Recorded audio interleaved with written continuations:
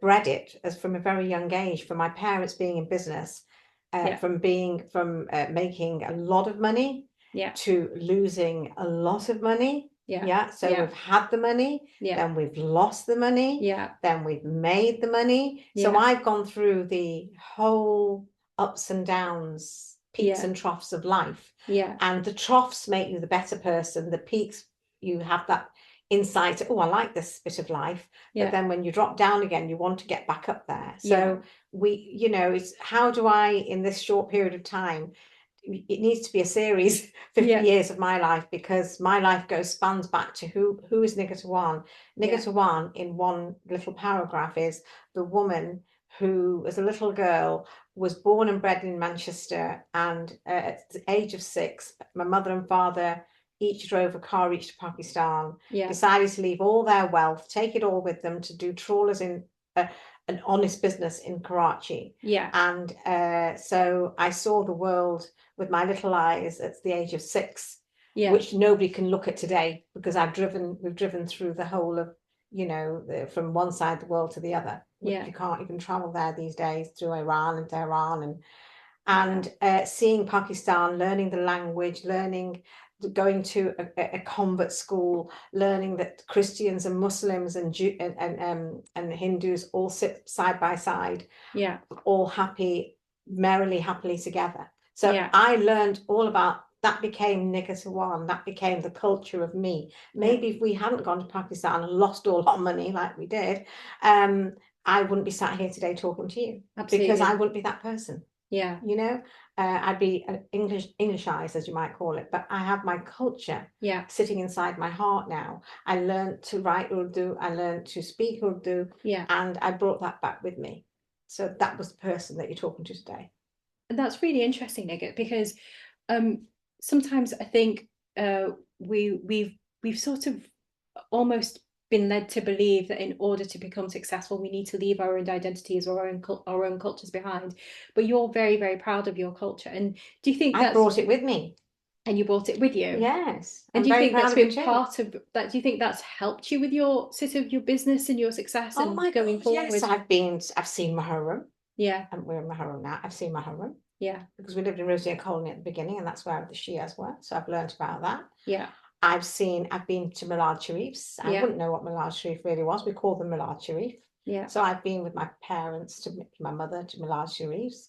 I've seen the high life with the movie stars. I've seen the art galleries. So nobody can take that vision from me, what Pakistan is. I will never accept it. That's why I made a documentary, which will be for another day. But I did make a documentary, which was very successful. BBC World bought it, Another Pakistan, because I have so much love for that side of the world, that soil, whatever, even though I wasn't born there, that soil is the soil. I might go to Dubai a lot, but when I touch Pakistan, the soil, and they're screaming and shouting and they're touching my luggage and all that, it's still our soil at the end of the day. And you can't take that away. That is something that's within your birthright of your grandparents. You can't change that. And that's what makes you tick inside. That's who I am as a person. That's what I've taken on to teach my children.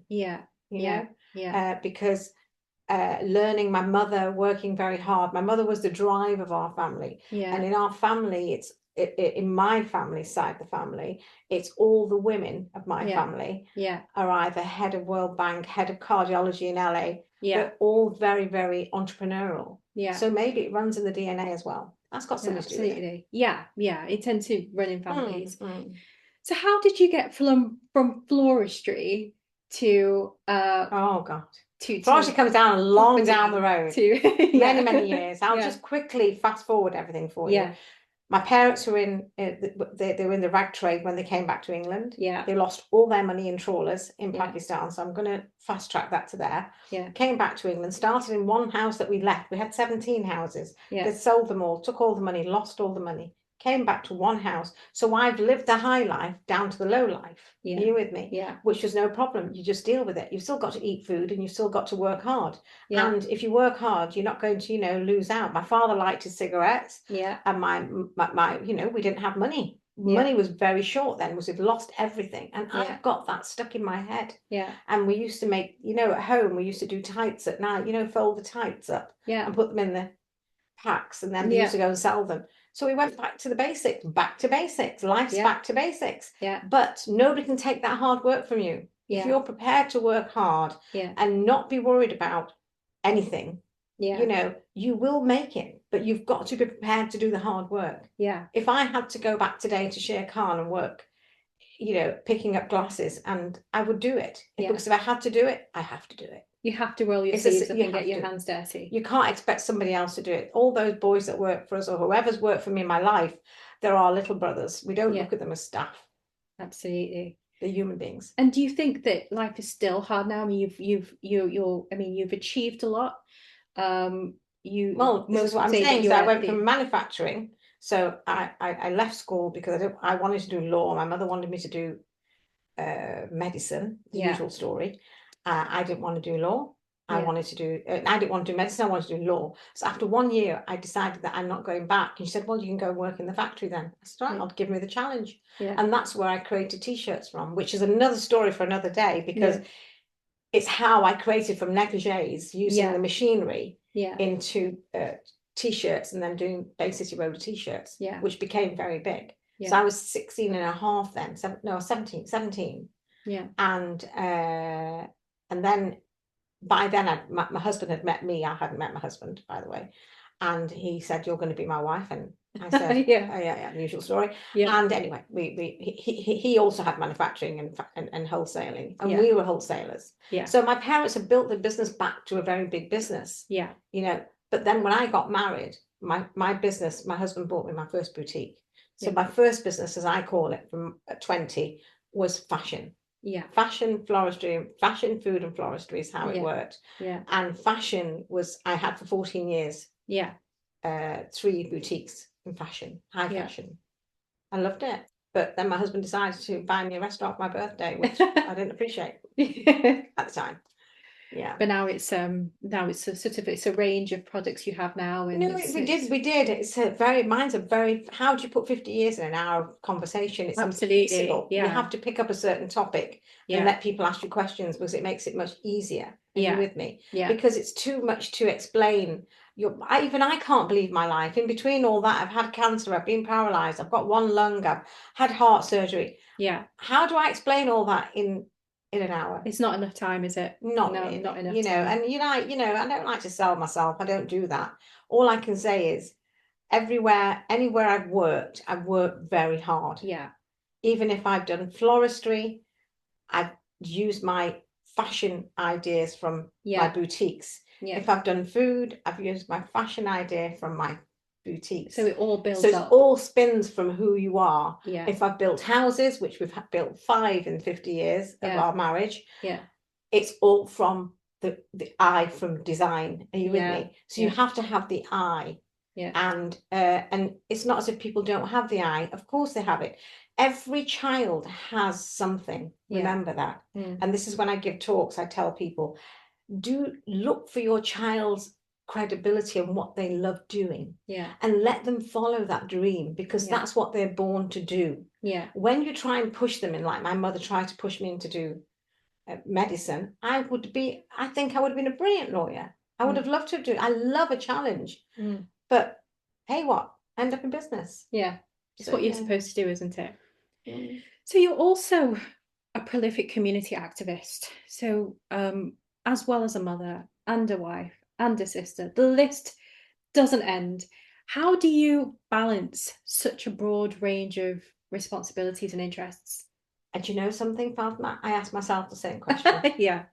Because Rafiq was very busy in business. Because food was not my business, to be honest with you. Food was not my, fashion was. Floristry, it created it from nowhere, because it started with charity, because I did schools in Bangladesh. I did a lot of things, which is for another day and another topic. But food was my husband's dream. So I always say, when people ask me about the Shere Khan concept, it's like a ship. I was just the decor, he was the engine.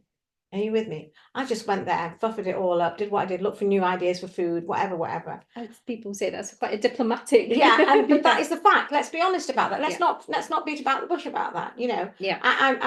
But what I loved doing was my food service. I love doing products. I worked with Manchester University. I got products, natural products on the shelves. That was me. Nighat Awan. That's what I say I did. You know? I did the floristry. I'm so proud what I did. I didn't realize I was so powerful in that world. I mean, Interflora bought my company and they bought me with it. You know, so that is a woman. I'm a woman, Asian woman, 15 men in a boardroom, all English, and I'm sat there telling them what to do. Come on now. Human. At the end of the day, God has given you, we're the ones that have the babies. Men can't do it. They don't even know how to handle it. Allah has given us the privilege of being able to deliver a child and forgetting the pain. We forget the pain. And that's the beauty of life. And when we work hard, we choose to work hard. If we do business, we want to do business. You know? I always say in my talks that, you know, make sure your house is in order. That everything's where it should be. So nobody can guess at you. Because you're never going to be appreciated for cleaning the house. Because once it's clean for 5 minutes and then it starts again. Whereas when you do a business, you can create a business and it becomes yours. But if you're organized, you can keep your home going as well as your business. I did bring 3 children up at the end of the day. So I think, how did you do that then? How did you balance that? I made sure that I was always home for school times. I made sure that I picked, well, actually, me and Rafiq were both very good at that, picking up the kids. Are you with me? We had that between us. But I always made sure they had the food, and my brothers would be coming. None of them were married at the time. So they'd come home and eat as well, because my parents had died. My mother had died. My father was alive, but my father died in 94. He was 67. My mother died at 51. So I was the mother of the household, as you call it. So everybody ate at my house. It was a normal thing. Now it's a standard joke that you don't cook. I said, no, I don't. I don't want to cook. Thank you very much. I've done it many years ago, and I don't want to do it anymore. Even though I am a good cook, I will say that. We'll need to. No, I don't love it. I don't love it. I'm not going to lie. I can't hold everything. Every woman can't do everything, and I can't do everything. Absolutely. So nowadays we see lots of Muslim women in business leadership, but when you were starting off, you must have been just one of a handful. Did you find that hard, and did you find it easy to get the support that you needed at the time? When I started off, I never thought of my colour as today everybody talks about their colour. I just thought I was tanned. It was great. You know, I didn't have to go stand there and sit there and lie in the sun and get a colour. I had the colour. Everybody raved over my colour. And so all my staff were English. I had a lot of respect. There was nothing like that. And I wouldn't look left or right. I'd always look forward, because I believed in myself. So if you believe in yourself, I'm a woman. I'm human.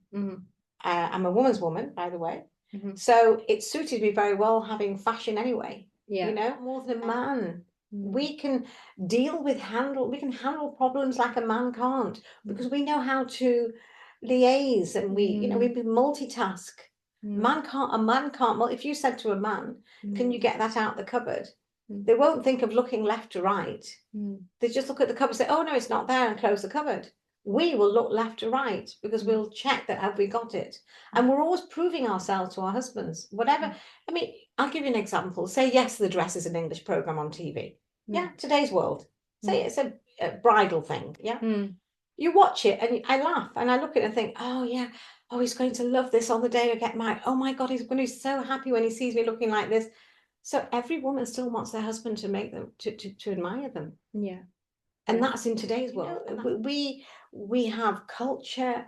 We have the best of both worlds. You know, we can dress across the world how we want. You know, so we should feel more in control of ourselves and feel that we are worthy. The problem is husbands very often push you down. That's in-house. Very often you find it in-house, and then it starts filtering out. So if your husband respects you, your children will respect you. And if your children respect you, The neighbour will respect you. The neighbour will respect you. The village will respect you. You've got to demand that respect. Yeah. You know, you've got to. And I'm not saying it's easy. I'm not saying my brothers thought when Interflora bought Suki International, my floristry business, my brothers thought I was playing sweet shop, sitting in Bangladesh doing basket. Now look at Bangladesh today. It's the icon of all icons of business. Are you with me? I was there in 1992. I was doing jute in 1992. I was designing baskets in 1992. I had 2 factories. I'd opened a school for a temple for Hindu children and a mosque for the Muslim children. I had schools in one village, Camilla, and a school in Mirzapur. And, you know, it's amazing when those children, you're not speaking the same language, but smiling and their eyes, the way you can relate to people is just beyond the gift of all gifts. Yeah. If anybody asks me where are you happiest, I'm happiest doing my charity work. And that is the truth. Yeah. More than anything in the world, I'm happiest doing charity work. Yeah. That's where you feel like you're giving back to the community. Yeah. Yeah. And you're making a change. I feel so uncomfortable at the moment because I've not been able to go with many reasons, personal reasons. I feel my heart's sinking. It's because you feel you want to open your chest and go and give, because when you give, you can breathe. Yeah. You know, tomorrow when Allah will take you, you feel comfortable. Yeah. And it's not that I'm going to get any brownie points from Allah. A lot of people say you'll get this. I don't look at life like that. I'm quite simple. I look at life that Allah's given, put us on this earth. It's my job. If I can do it, I should do it. Yeah. End of. Yeah. And look the other way. It's a good message for all of us. So, I did want to sort of ask you a few, these are sort of deeper, more sensitive questions. Obviously, one of the reasons the main reason we've set up this organisation is to discuss the challenges that Muslim women go through living in the UK. A lot of Muslim women say one of the sort of common themes that that are raised in conversations is that Muslim women say that they feel constantly judged, whether that's by their own communities or whether that's by the mainstream, and that constant judgment can be quite relentless. Is this something that you ever experienced, and how did you overcome it if you did? Well, I just told you, like my brothers, they thought I was selling sweets in a sweet shop, and I sold to Interflora. Yeah. You know, I mean, what does that say? Yeah. So your own family in house, and I have the most beautiful brothers, and I have the most amazing husband, but they all think she's just playing. Yeah. Are you with me? They all think she's just. You feel like you're not taking seriously. She's happy. She's not taking seriously. You know, she's not realizing that I can actually make a massive difference to society in life. But the question is, would I choose that? Yeah. Or would I choose a world to go out there and be this big icon and I'm in charge of everything and I'm sitting on the CEO of whatever, a blue chip company, and then losing out on my family? My family. I choose my family. Yeah. And that is truth. Yeah. Because, you know, Allah has put us on this earth to serve.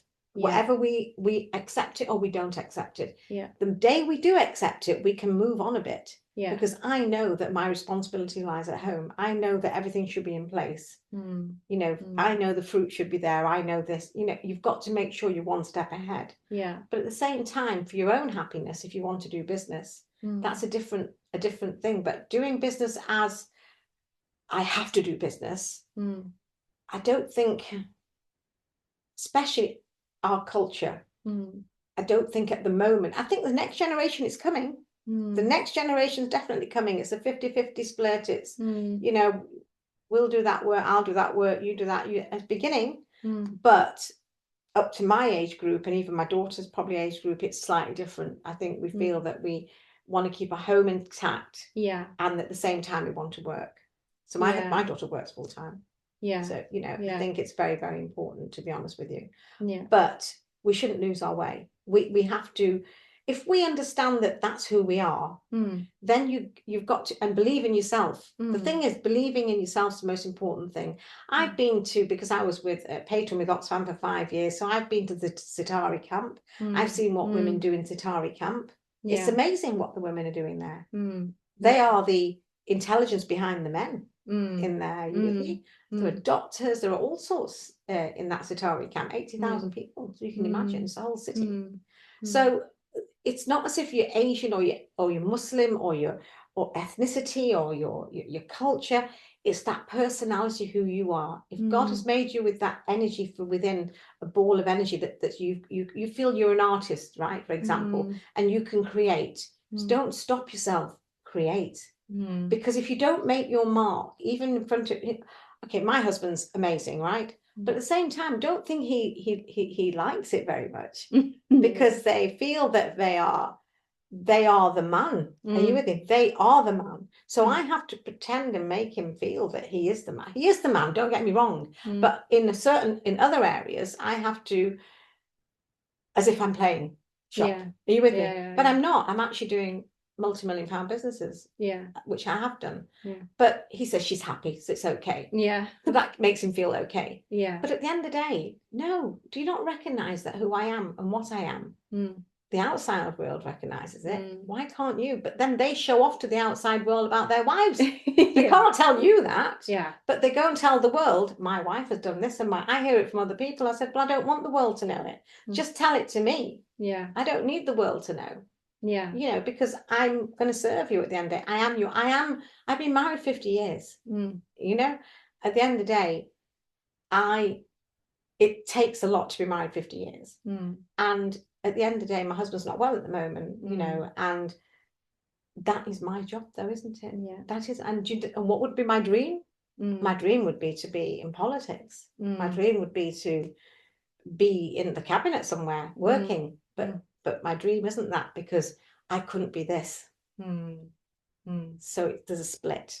I'm a woman and they're a man, and there's a difference between a man and a woman. I think that's a really big conversation there. Sort of, there's this, so you've got sort of feminism, which is I'm not a feminist. I mean, it's a really interesting conversation, because feminism has taken root within sort of Western societies, and there's this sort of argument that men and women should be able to do exactly the same.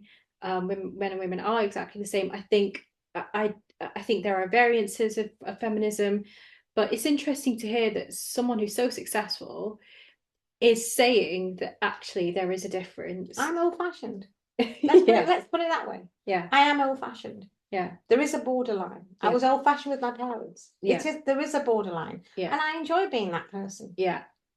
That's who you are talking to at the moment. You know, it's as simple as that. I mean, even the amount of awards, by alhamdulillah, that I've received, I'm embarrassed receiving them in front of Rafiq, because he's thinking, oh, she's not getting another award, is she? Do you know what I mean? And he doesn't mean it in a nasty way at all. It's just ego. It's nothing to do with that. It's an ethnic-y, cultural ego. And I think a lot of men are like that. Do you think it's an ethnic thing, or do you think it's just men just have that sort of? No, I've just realized. That's why I just reiterated it. It's not just ethnic. It's men. They have an ego problem. You know, you've always, like I gave you an example of the, you know, say yes to the dress. It's like you need to please the man somehow. It's the way Allah's made us. And it makes us happy if we please them. Do you know what I mean? Or we solve the problem without them realizing it, when they can't do something and you just quietly go and do it. And then they wonder, how did that just happen? And you just quietly back off, because their ego. You know, it's their ego. And at the end of the day, I think we should embrace our culture. We should embrace our ethnicity, and we should feel proud. At the end of the day, you take all the curries out of England completely and clean it all out like Trump wants to do, you know, get rid of everybody. It's a very boring world, isn't it? Oh God, I don't think I'd be able to live in a country with no curry. You know, I remember doing a debate with, I think it's a national national dish. National dish. So at the end of the day, we've got to embrace multiculturalism. Definitely. And we've got to feel, and today the topic's about women. and ethnicity. And we should be embracing who we are, feel proud of who we are, walk with our heads up, and become the icon and the fashion of who we are. And be proud of who we are. I gave you an example of Mother Teresa earlier on. Would you not look at Mother Teresa and give her respect? Or a nun? Yes, you would. Absolutely.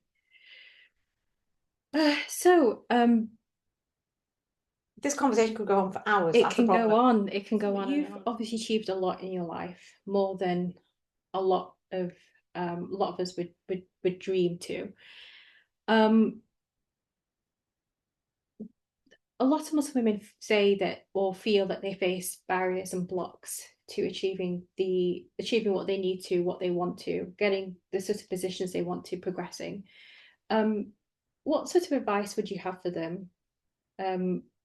And how did you face any sort of barriers and blocks, and how did you overcome them? Well, we touched on this earlier on. You've got to first get your house in order. Number one. Number two, you have to win your family over. It's a really good point. Once you've won your family over, then nobody can stop you. There's nobody to stop you. It all stems from home at the end of the day. It all stems from home.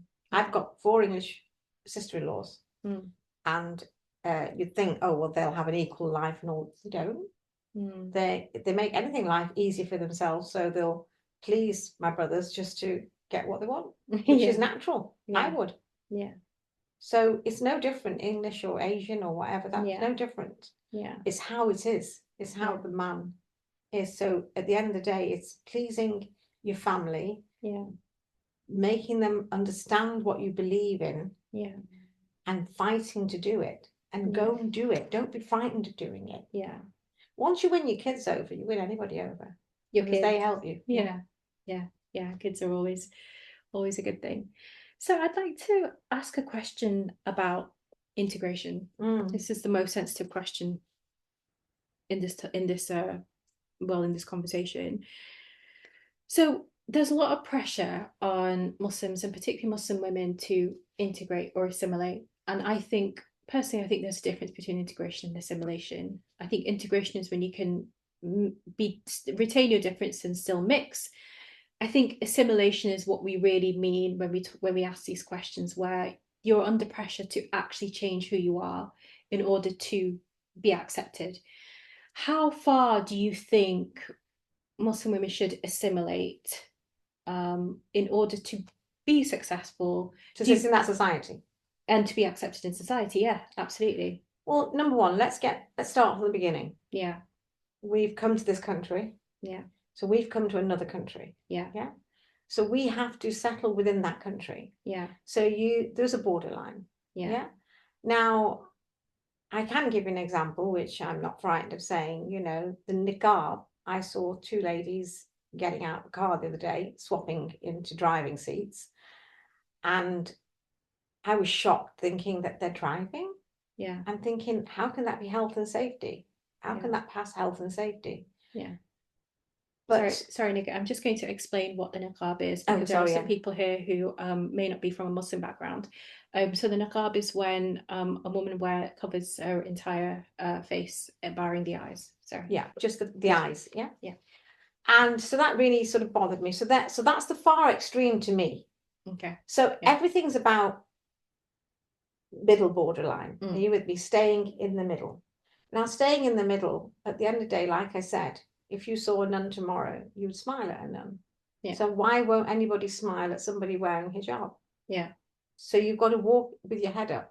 1950s and 60s, you wore headscarves. Around your head. They had the perm and they put the scarf on. You had a hat on to go into church on a Sunday. Today, you can't go into a church in Spain or Italy or anywhere with a skirt that's up to the knee. It's got to be below the knee. You can't go with shorts on. A man can't go with shorts. So there are rules and regulations wherever you go. So we should also look at the rules and regulations here and stay within the boundary. So there's nothing wrong with hijab, nothing. And in Islam, if you look it's a culture, the niqab. So we should stick to, we can't push ourselves onto other people. We've also got to be real and open up and say, right, hold on a minute. We want to sit in this society and be happy. We don't want to be away from this society. We want to be part of this society. And the only way to be that is to be in the middle. Yeah. Because nobody can take away what that is in the middle. Nobody can take that away from you. Yeah. I mean, I shouldn't say this, but when people have cancer, they wear scarves on their head. Yeah. So nobody says anything to them. Yeah. So why should anybody say anything to us? Yeah. But it's up to us to walk up with our heads up high. Yeah. Yeah. We also trip up. We're also, you know, I have to be very careful what I say in this interview.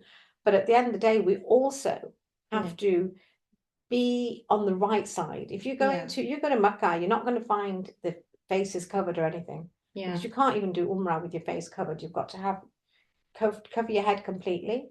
Yeah. No hair showing, but your face has got to be seen. Yeah. Yeah.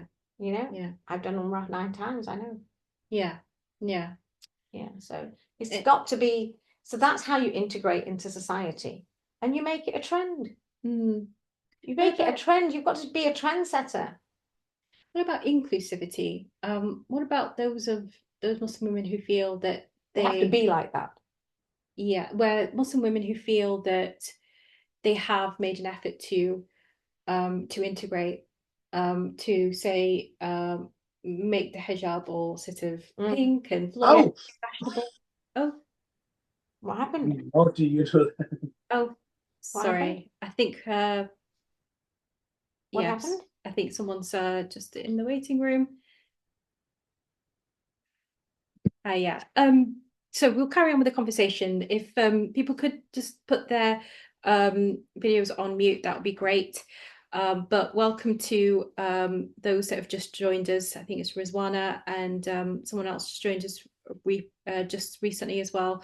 We're just in a conversation with Nighat, and we will have a chance to open up the floor to you guys as well to ask the questions that you need to ask. So we're just asking a question about integration. It's a really, really interesting. We're getting into the sort of depths of it now. So what I was asking is, what about those of us, and this is a real issue, which is why I'm pushing on this question, is that there are many of us who feel that we have integrated, that we have sort of done our best to hit that middle ground where, for example, take the hijab. You wear the hijab, but you wear sort of floral colors, and you wear dresses, and you go to those Christmas parties, and you take part in the Secret Santa, and you're integrating as much as you can, but you're still not being accepted. You know what they say, if you smile at somebody, if somebody hates, that shows you hate, yeah, you just smile back. Yeah, that is in Islam, and that's a prophetic. Yes. Yeah. And that's what it should be. Yeah. You smile back at that person. Just smile. Yeah. Keep smiling. And ignore them. Keep smiling, because the smile's the killer. Yeah. You know, the smile is the killer. So do you think that there's hate in every way? Yeah. There's hate that you don't even know. Okay, you think there's hate in hijab and somebody's looking at you, whatever. But somebody can be looking at me. Yeah. And I don't even know it, because I think I'm in part one of them. But I'm not. You don't know. Yeah. Just be you. That's a really, really believe in yourself. Yeah. Walk with your head up high. And sort of just shove it off your shoulders. Just walk with your head up high. Keep smiling. Let it roll. That's sort of really interesting. And I think that's a question that, we had in our first event, which, how do we get around this issue? And I think what I'm hearing from you a lot throughout this interview is, get your blinkers on and just go for it. Let me give you the clips of this. Muslim women. Yeah. We are very pure women. Muslim women, our religion's very simple. Yeah. Allah's very forgiving. Yeah. Right? And at the end of the day, Allah's judging me all the time. Allah's judging you. Yeah. Yeah. So nobody knows but Allah. Yeah. So why is anybody worried about the person? Yeah. When you've got Allah with you? Why? Yeah. Listen inside you, you talk to yourself inside, don't you? And go with that. And go with that gut feeling. Yeah. It's really, really good advice. I have to say, really, really good advice. Eventually it'll break. Yeah. The glass ceiling will break. but it will take its time. Look how many women are in Parliament now. Yeah. Look how many Asian women are on TV. Look how many Asian women, this Hussein, that Salma, that name, all these names that keep popping up who are talking about all the problems of politics. Yeah. But they're the journalists on TV. They're the presenters on TV. How proud are we? We've come a long way. Yeah. Don't think we haven't, because they're all very good looking and they want good looking people. Yeah. Let's be honest about that. Yes, definitely. Yeah. Definitely. That's a really good point. So I really wanted to touch on some of your sort of personal challenges as well, because you have had a number of personal challenges.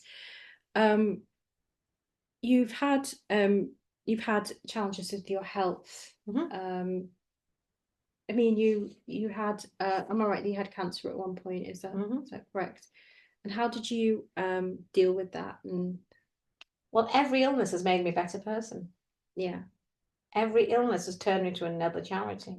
Yeah. Every illness has made me look at other people. Yeah. Every illness has made me go to a poor hospital. Yeah. So there's your answer. Yeah. That's how I've challenged it.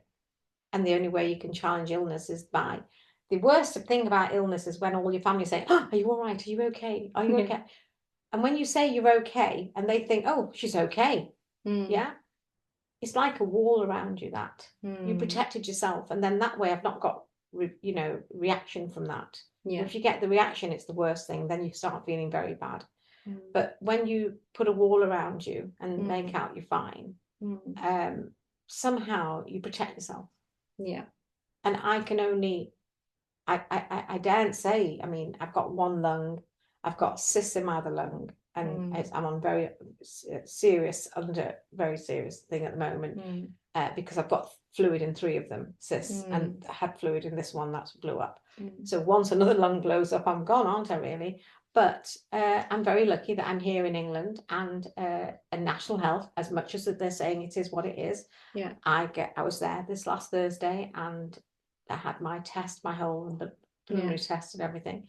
So they're on top of it. So and that's it. And I leave it with them.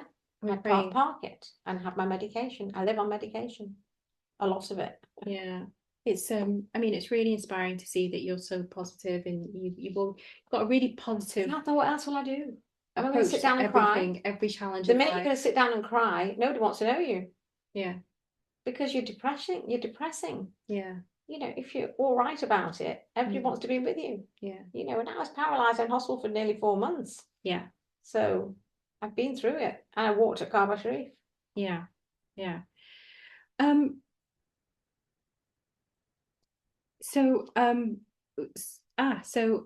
We are actually getting some questions coming in. So we'll wrap up this conversation really sort of short. We'll wrap up this conversation shortly.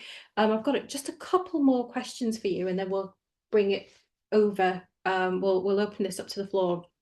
I did want to ask you about your children. You have had 3 children. But unfortunately, one of them recently, my eldest son, passed away 8 months ago. Yeah. And I know that this has been a really difficult thing for you to talk about, but you do feel that it's something that you can talk about, and can you share? I'm ready now. Yeah. I'm not ready for sitting in lots of people and groups of people and partying, to be honest with you. Yeah. Sitting with you, I'm fine. Yeah. But yes, I'm very broken, because he was my child, and he was my firstborn, and he was the firstborn in our family. Yeah. And he was very loved, and he was full of energy and love. Yeah. And he looked a bit like me, and he's a beautiful boy. It's been really difficult. Yeah, it's difficult. Not really, really difficult. And what sort of advice do you give to the mothers out there who have faced a similar loss? And every mother will face something different, to be honest with you. Yeah. I didn't know what I was facing. I'd had a major operation only 3 weeks before. Major. Yeah. From here to here. Yeah. Yeah. And I didn't even feel my operation. I couldn't even feel anything. Yeah. And we did his, mashallah, he was 1,000 people in his funeral. He was in Bali. All my angels around me, people around me that cared about us, got Perry Diki over here from Bali. He was buried within 8 days, mashallah. His staff in Bali were all Muslims. Yeah. You know, they all cared for him. So I should be grateful to Allah. I should be just grateful. People die in Paris and can't get here for my brother's friend died in Paris. Couldn't get him here for 5 weeks. Yeah. My son was buried on the 8th day. Yeah. How lucky am I? He was at peace. I just wanted him buried. 1,000 people at his funeral. 500 at his memorial in the afternoon in memorabilia of him. How more blessed can I be? Yeah. But the hurt is the hurt. Absolutely. You can't take my pain in my heart, which is literal pain, away. My husband's a broken man, plus he's ill. But then my responsibilities are to my family. Yeah. So I'm there. Yeah. I have to be the strong one. I mean, a woman's always stronger anyway. It's interesting. I mean, I think that's so much to be learned from. I mean, it's such an enormous test, and yet, you know, to hear that you're saying Alhamdulillah, and that you're saying that you should be grateful. It wasn't mine to have. He was a gift. The day he was born was the day he was written. Yeah. That he's going to die on a certain day. Yeah. So he was giving me that gift for that time. Yeah. And he was taken. You know, and you can't battle Allah, can you? As Allah's, it's when the time is. That was it. When the time is. I can't do. The problem is, absolutely, you never get over it. Absolutely, you learn to live with it. My children, they find it very hard, but you know, I have to. It reminds me of some of the scenes that we're seeing at the moment from Gaza. Oh my God, you know, every child, you think 30,000 just ripped apart. Absolutely. I was looking at TV last night. The family decided to, because where they went to a safe haven, they bombed them. So Absolutely. They went back to their house, which was broken, nothing there. Yeah. It was just like, he said, we die here, we die here. Absolutely. And he sat on his chair on that broken floor. Yeah. And I'm thinking, you know, they just do Alhamdulillah. Yeah, it's a frame of mind, isn't it? Yeah, you have to just give back and look at those doctors. Yeah. You know, and then in Ukraine, 30 people die, and it's like, oh my God, oh my God, oh my God. 20,000 die, and it's just nothing. Absolutely. You know, and you think, at least give it equal. Yeah. I mean, I think what's really heart-wrenching, certainly for me, is when you see mothers. I saw a mother in Gaza the other day. And Israelis are not happy about it. A lot of Israelis that I've spoken to, local here, around my area, they said, we don't want this. No, absolutely. Absolutely. It's not, it's, it's, you know, it's so beyond us. It's beyond us. It's a tablet of people that are controlling beyond that we know. Beyond. Well, we have a really sort of lovely message from Sadia, who's saying she's really sorry for your loss, and may Allah make it easy for you both to bear the pain. Much. Thank you so much, Sadia. And I think that, you know, we all echo that. And you know, we are a community, and we are, you know, here for each other. And we're really, really grateful that you've opened up, you know, for the first time on this show and sharing that with us. So thank you for that. I can never say no to you, Fatma, can we? I'd like to. If I can help in any way, I just feel that I'm put on this earth for a reason, and I feel I'm wasted, to be honest with you, because I feel there is so much I've fitted in my 50 years of working alone, and plus before. I'm 70 next. You know, that you want to give that information back out, to get that experience, you want to share the experience with as many people as possible, because once you're gone, you're gone. Definitely, 100%, 100%. And that's exactly what we want to get. We want to accumulate people's, like yourself, you've got so much experience. We want to make sure that we keep that, and that we share that. So I'm coming to the end of the this conversation, but I did have one last question for you. So, how do you feel about the Euro finals last week? Euro finals. Well, do you want the truth? I actually watched Titanic, and I kept flipping over. Oh, right. But this is at the end of the day. At the end of the day, I think they gave it all they could. Yeah. And we should credit them for what they did. Yeah. Everybody keeps going on about, oh, they lost, but they got to the final, for God's sake. Yeah. And it's a multicultural bunch. Yeah. let's not forget that. And we should be shouting that information out. Everybody should be going out there and saying, do you realize we go on about this, but it's multicultural? Yeah. It's a mix of people, of society and culture. So we should be proud of that. Absolutely. And they got to the final, and we should be proud of that. That's how I look at life. Amazing. Nighat, thank you so much for having this conversation with me. It's been an absolute pleasure. My pleasure. I would like to open this up to the floor now, and I know that we have a couple of questions here that have come through in writing. So we'll start off with these first, and then we'll open up to everybody. So from Rim Benyoub, she'd love to know what obstacles you've been through as a Muslim businesswoman and how you've overcome them. So we touched on this a little bit. I have a very blinkered view of that. If I decide that I want to go and trial something or challenge it, for example, let's use the floristry. Floristry is nothing to do with Asian food, nothing to do with any fashion. It's to do with a completely English, I would say, international product that we do. Am I right? Yeah.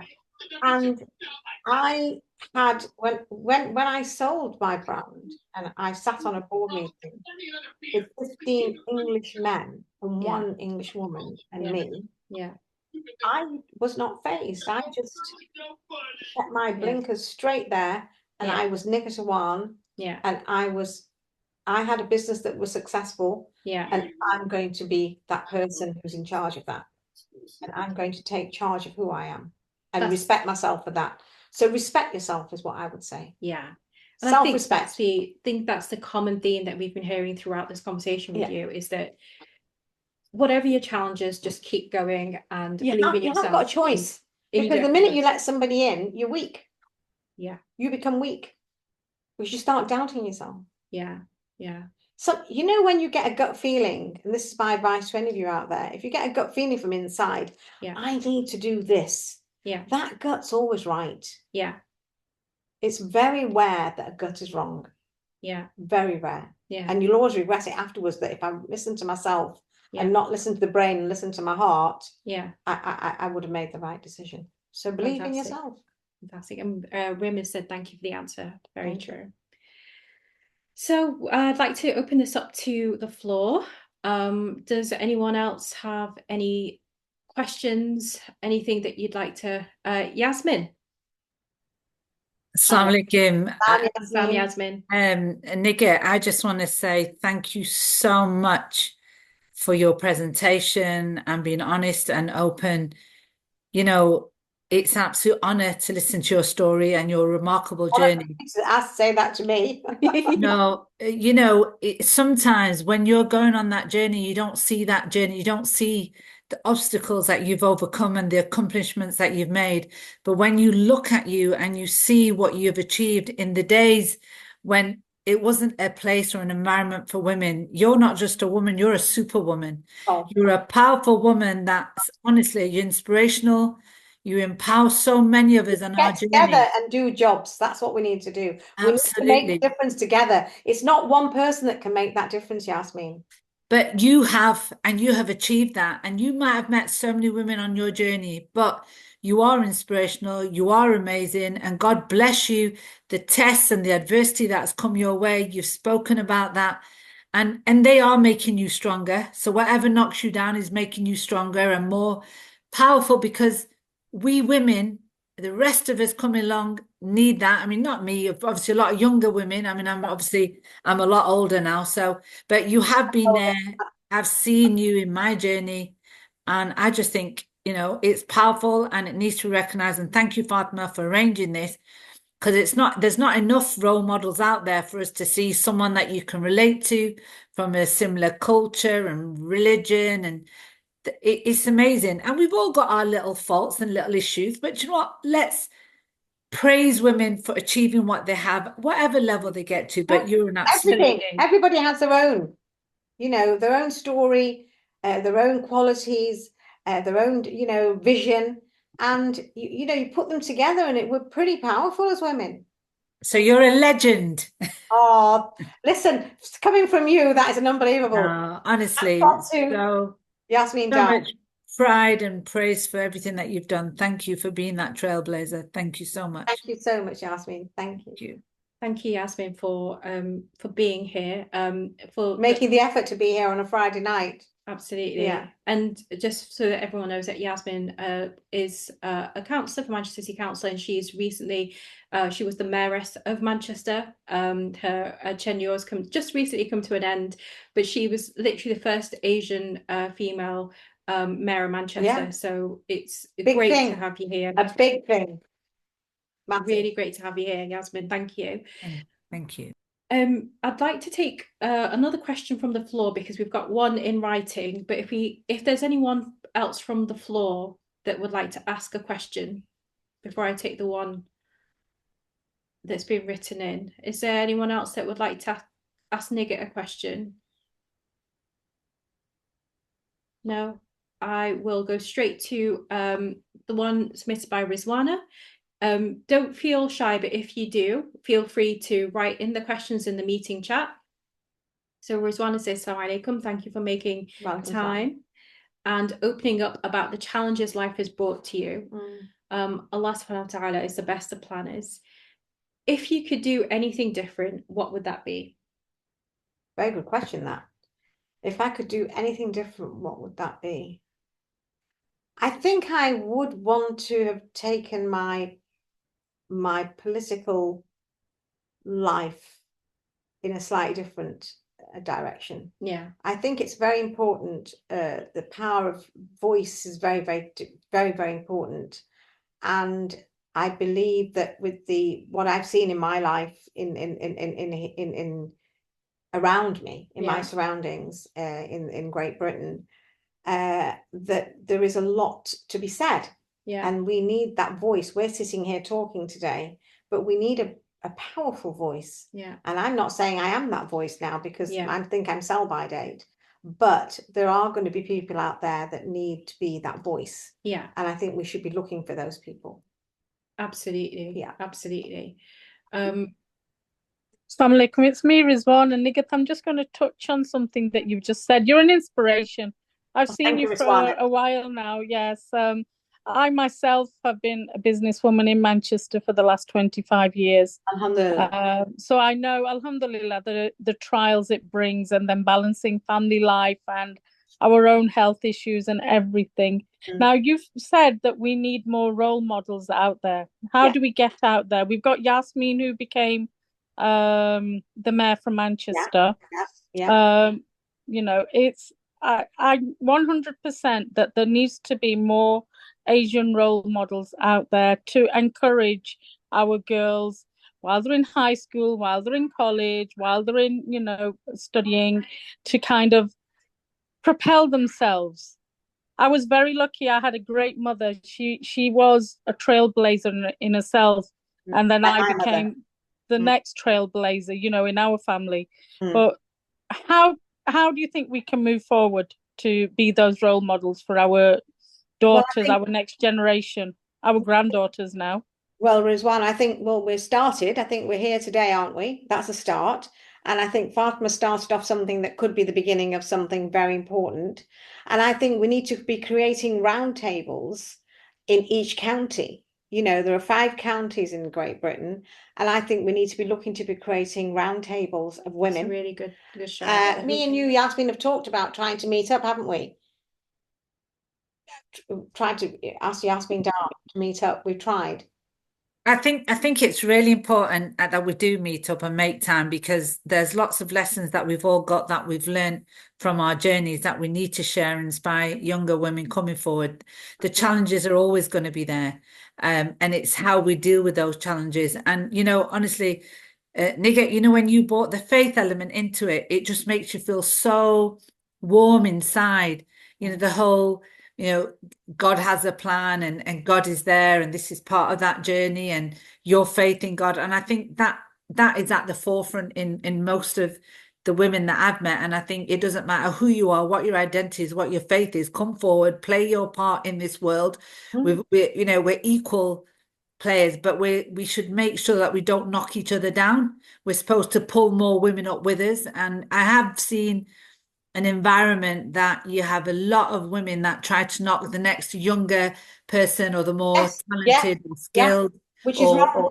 And I think that is what I find really hard, because again, when you bring the faith element into it, you can't take anyone's hack away from them. And if it's not meant to be yours, it's not yours. And if there's 100 more women coming forward, and those 100 women will have their own kismet and hack that comes with them, they're not taking yours. So encourage women, tell them to come forward. And it is tough. You've spoken about the problems and the issues and the things that you have to deal with. Our prophet. What about our prophet? His wife. Absolutely. The best business, you know, she was the businesswoman. Absolutely. Absolutely. We've got the role models. We need to aspire and learn about our past and the histories. But like I said, you know, seeing you there and that you've achieved so much, just fantastic. Akila, well, thank you. Welcome, Akila. Nice to have you join us. Alaikum salam. We're just in the middle of our conversation with Nighat. And Rim is also asking if she can use some of this conversation in her PhD thesis about British Muslim businesswomen. Absolutely. You know, definitely. That's what we want. Get it out there.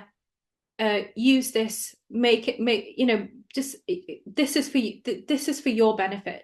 And this is so that these experiences from Nighat, from Yasmin, from all of us here, that we can replicate these what we're saying today, and make sure it's documented, and make sure it's shared, and make sure that it goes down in history. That's the point of this. So absolutely, everyone, if you want to, you know, use this in your PhDs, your theses, you know, wherever your learnings, then, you know, feel welcome to. Can I make one comment about the, you know, when we talked about the hijab? Yeah. Remember one thing, and always, whoever's concerned, remember one thing. There's been 129,000 prophets come through however many years, and every single prophet, peace be upon them, has suffered. Yeah. Every single prophet has suffered. If we go just back to even Jesus or Moses or, you know, our own prophet, they've all suffered. So if somebody looks at you, but they've never ever looked back with hate. So think of those things. Yeah. They've never looked back with hate. They've just said it doesn't matter. Yeah. It doesn't matter. That's their problem. It doesn't matter.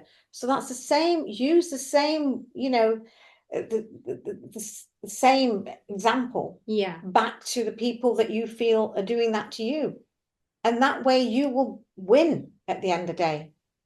You will win over. But just believe in yourself. That's the most important thing that I'm going to say. Thank you, Nighat. Thank you so much for that. So I'm going to bring this conversation to an end, because there was a small exercise I did want to use for the last half an hour, if that's okay, where I get everybody involved, and everyone has to get involved in this, and it's fun, I promise. But before we do, there have been just a couple more comments here. So Rim has said, thank you so much, ladies. It's an honor to include you in my work. I know you're very, very welcome, Rim, by all means. And Rizwan Nanaru said, if it's possible to arrange a meetup, I'm sure we have a lot to bring together. We have so much to offer to the young girls, women. If we can start a ripple, inshallah, then a wave could possibly be greater. Absolutely. Yeah, absolutely. I think there are lots of really great ideas that have come. There's clearly enthusiasm for this. There's clearly an appetite for this. It's so overdue. You know, I mean, I'll tell you something. When I first started off this organization and we sent round our first poster, I don't know if you saw sort of the first poster that was designed, and I knew that this was going to shake, it was going to ruffle some feathers, let's just say. I knew it was going to rock the boat a little bit. But honestly, it will ruffle feathers. It will. It will. But that to me is a sign of change. And that to me is a sign of positivity. And I think what Nighat has done here, and all of you as well, is that we're not coming to this ranting and raging. We're coming to this with a lot of positivity. And we're not saying we want to sort of burn our hijabs. You know, you get the bra burning, we get a hijab burning. You know, we're not saying any of that. We're saying, you know, we want a balanced approach. we're not here to give up sort of our identities or our, you know, family life or our family commitments, or we want to strive to be a real contribution, both to ourselves and to everybody around us. And that's whether you choose to be a businesswoman, or you choose to be the mayor of Manchester, or whether you choose to be a mother, or whether you choose to be, as my mum is, the wife of a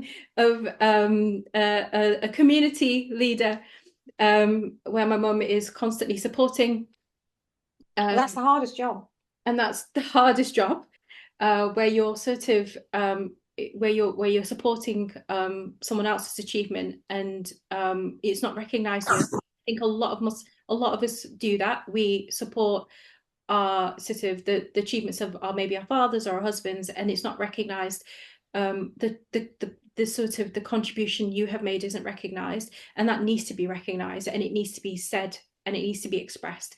I know something I also said in my first sort of talk the first event was that for all of us, and I really, really want to reiterate this, for all of us that have been sort of lived here and raised here, there's been a real struggle, and a lot of Muslim women don't realize just the value of what that struggle has been. And I want to emphasize that there's massive value in that. Just because it's not recognized doesn't mean it's not there, but it is. This point of this is to recognize the value of all of that. So what I'd like to do is we have half an hour remaining. I would like to share the whiteboard again. So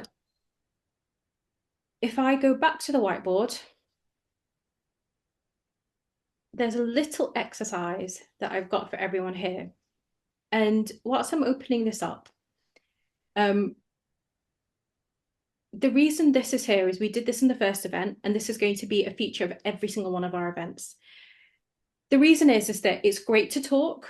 It's amazing to talk. It's great to have discussions, but we want to go just one step further. So we want to document your views. We want to document things. The point of this organization, one of the major outcomes, is to create a report of the issues that Muslim women are facing, the challenges that we're all facing here living in the UK, that we can publish and distribute, whether that's to employers, to politicians. We need there to be an actual outcome to all of this. So on our first event, we talked about generic challenges, but now I'm going to get you to think a little bit harder. I'm going to zoom in on just one topic. And it was one of the topics that we asked Nighat about, judgments. So in our first session, a lot of the women said that they feel very, very judged. So I'm going to open up the discussion now for you, and I ask everyone to contribute. The judgments you face in your own community and the judgments you faced in the wider community. And I will take notes as you're speaking. So if I can shuffle up a little bit towards here, I can get this. So what I'd like to ask is open up the discussion. In terms of facing judgments, I know you're going to have to think a little bit about this, but please do think. What sort of judgments do you feel you have been facing, whether it's in the wider community, at work, in your own community? I open it up to you guys, and I need you to speak. So over to you.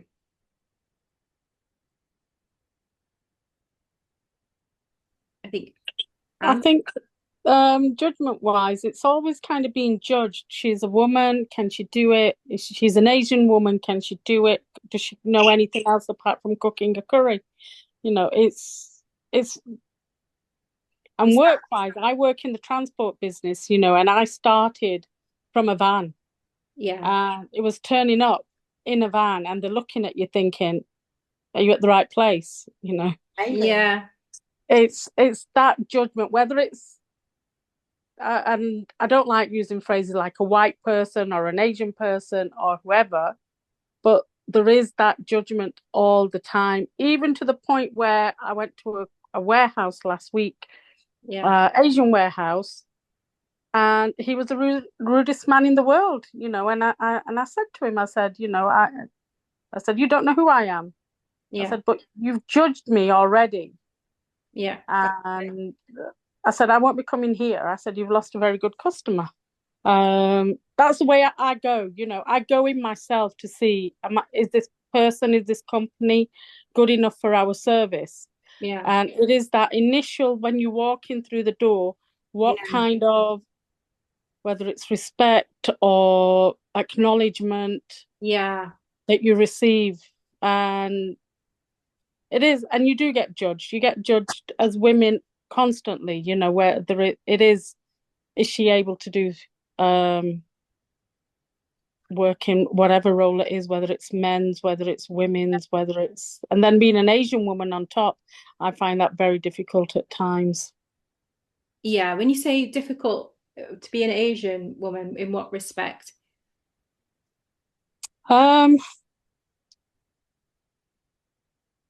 There is a lot of racism out there, and people cover it up. They use words like diversity, inclusion. But when more now than ever before. Pardon? More now than ever before. Yes, yes.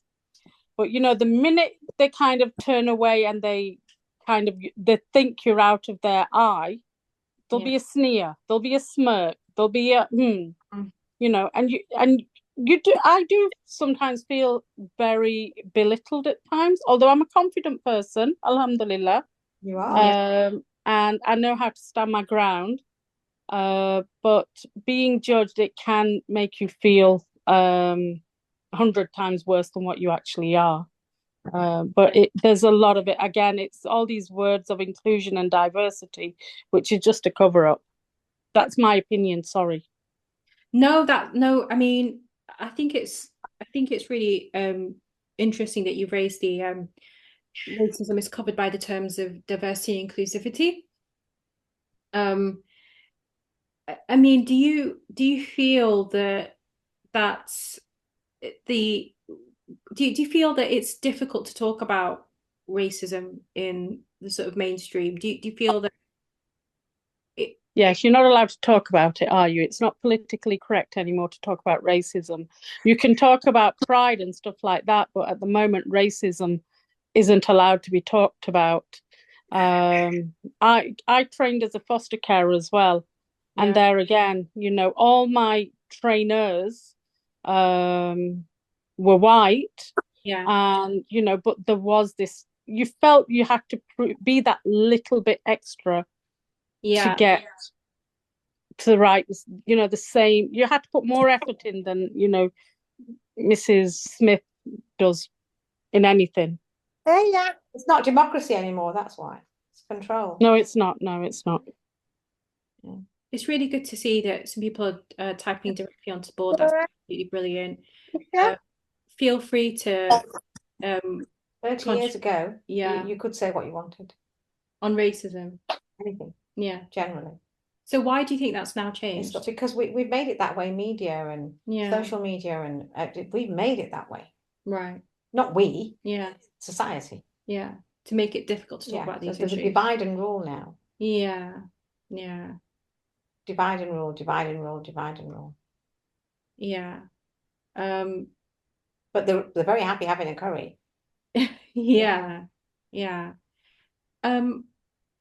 It's interesting that you said divide and rule, because I'm going to get that down. Does anyone else feel that, for example, if you're in the workplace, that you have a sort of divide and rule situation where you have other Muslim women or Muslims, and there's a fear of you sort of coming together, and then there's a divide and rule situation? Does anyone else feel that?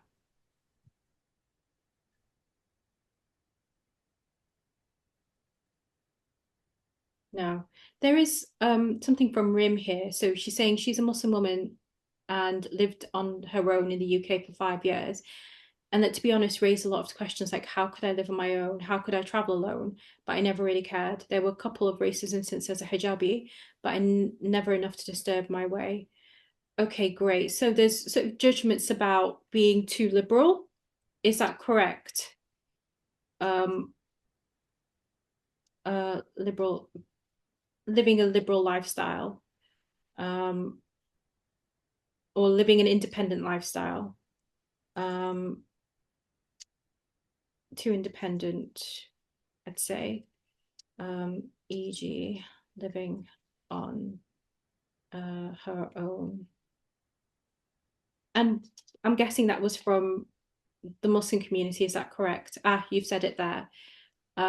Exactly, especially from the Muslim community. Yeah, living on here has gone out the window, but that's not a problem. We can organise this later.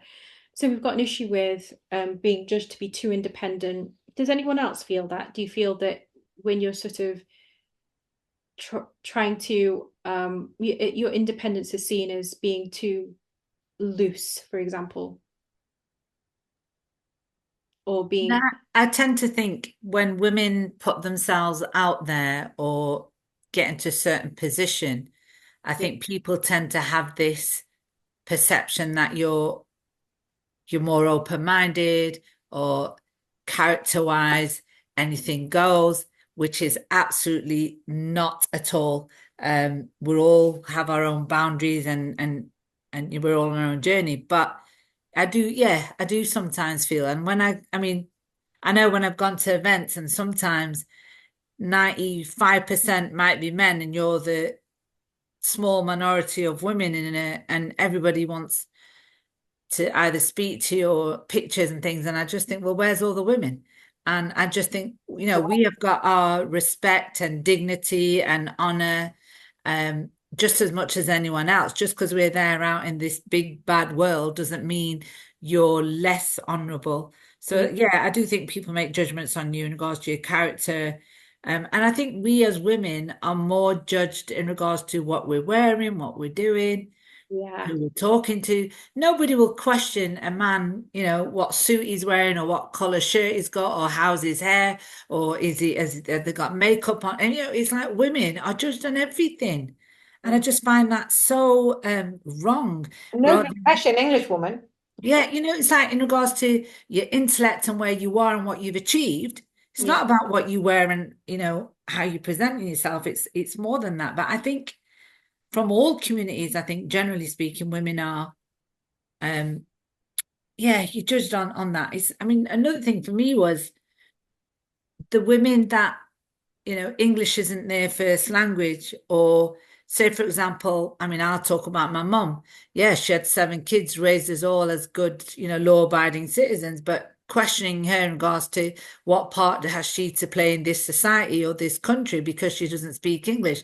I'm sorry, she raised 7 kids and ran her home and her family and, all that. And it's an excellent cook, a seamstress, someone that, knew we had to have the pea kit or the lunch or sandwiches. But the simple fact that she couldn't speak the English language, people are being judged wrong. I can't speak English as if they're some ignorant woman, where I'm sorry, no, they're not. Don't base somebody's, whole demeanor based on just because they can't speak English or they have to speak English and that means you have a part to play in this society. I think there's a lot more than that. Other thing around education, as women wanting to go and have an education. I went to university as a mature student. At that time, I had 2 young kids, and it was like, what do you want to study for? You've got kids now, raise your children. What are you going back to university for? And if I hadn't gone to university and done my degree, I wouldn't be where I am today. And you've got your religion that is so open and balanced and seek knowledge from the cradle to the grave. And then you have a cultural oppressed that can be very oppressive to say, what do you want to study for? You've got kids now. And I find that element sometimes from within a community could be oppressive and judgmental. But I think you should go out there, get out there, better yourself, because your faith is, especially from your Islamic faith, it teaches you to do better. It doesn't matter how old you are, and it's not over till it's over. And I need to make sure women get that it doesn't matter whether you're at the beginning of your life, 16, 18, in regards to career, or you're 70, 80 years old. It's not over till it's over. Why do we stop at a certain age? Oh, no, I'm a mom, I'm a grandma, I don't need to count. No, it doesn't stop. You've got so much to give, whether it's love or experience or knowledge, that don't ever think it's over. It's not over till we're gone and dead and buried and passed away. Exactly. Yeah, I think age, a lot of discrimination goes to age. Yeah. That's really interesting, Yasmin, that you've raised. I think that's great that you've been sort of a voice of the elderly sort of community, who we kind of forget about the judgments that they've gone through and not really had a voice, and not really ever been able to have a voice. Oh, sorry, Fatma. It's Yeah. Farzana here. Yeah. So just talking about the workplace. Yes, I mean, it's, being judged or being, facing prejudice is one thing. The other thing I found is throughout my career is the isolation. Yeah. Where often, you may be the only, Muslim female there, and that isolation and, being on your own, that loneliness, that it does become, a problem. I mean, there were days when I just wanted to finish work and just run back home because, I didn't want to be sort of, in the workplace any longer than I needed to be. Yeah. Can I just come in there? My housekeeper is Portuguese, and she works in a care home, predominantly English, and she is so upset because she's such an amazing cleaner, and she's so destroyed because they've silenced her. In other words, the silence around her. Are you with me? Yeah. And it's made her depressed. Yeah. But this is a Portuguese. Yes. Yeah. So same skin color, but of a different culture.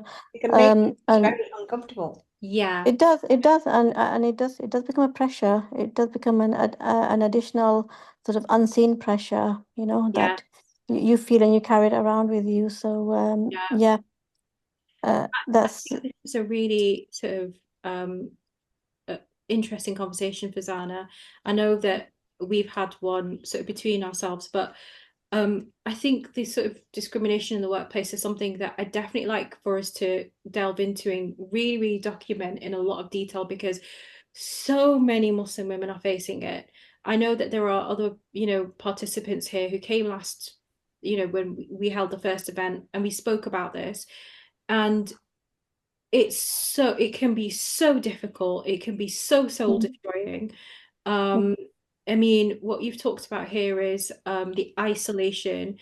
I mean, that is massive. To constantly feel isolated in a place of work I mean, it can be so soul destroying. And it's what Nighat has said, that, where they were just silenced, you don't have a voice. And it's a constant theme where you're facing all of this and you don't have a voice because you're not really viewed as an equal. So I think this is a really big point of discussion. The social media has brought this in a lot.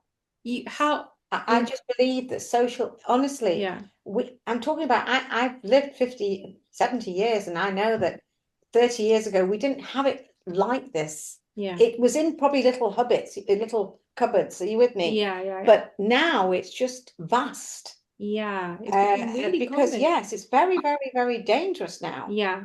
It's like an avalanche. It's like an avalanche. Do it silently on a text. People can do it on a WhatsApp. People can do it, it's in a Teams meeting. No, definitely. And there's nothing, you can't prove it. No. It's really, really difficult to prove. And I think that's where we're struggling, is that if you don't have witnesses because you're the only one, and if you have witnesses, you're then a baddie. Yeah. If you can't win, we live in a very difficult society of worldwide. This is not just England. Yeah. And it's not just Muslims. Yeah, it's not actually. It's isolation of humanity, basically. It's a really, really interesting point. I know that is it Rim who's also said Rizwana, sorry, who's also said, sorry, Rizwan, I think, Naru, who said there is the workplace and area manager judges on our ability. Yeah. So again, it's the theme where it's competence and ability which is being judged. There is someone who'll make judgment when we talk about this meeting. I'm lucky my husband has let me be the person I am. That's really, really good to hear. So just really to finish off now, really, a massive, massive thank you to to all of you for being here. A massive thank you to yourself, Nighat. Thank you. No, my pleasure. I mean, honored to be here. To hear from you has been so inspirational. It has been of the wealth of experience that you've just shared with us. I know it doesn't scratch, it's just the tip of the iceberg, but it's those nuggets of information, it's those nuggets of wisdom that we can all take away with us, and we couldn't be more grateful to have you. Thank you for having me. We hope that you've sort of enjoyed it, and I hope that you can join us again. This is not, it might be the first, it doesn't have to be the last. No, there are many different facets of my life, so you can always choose a chapter of my life and then zoom in. Absolutely.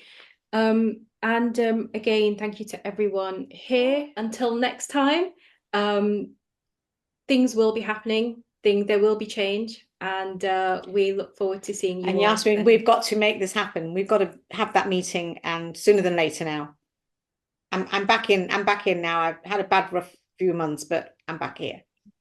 See, I like this sort of organization on the spot. Yeah, this is what we want. This is what we want. Okay, great stuff. Thank you everybody. Speak to you soon. Absolutely, and take care. Assalamu alaikum.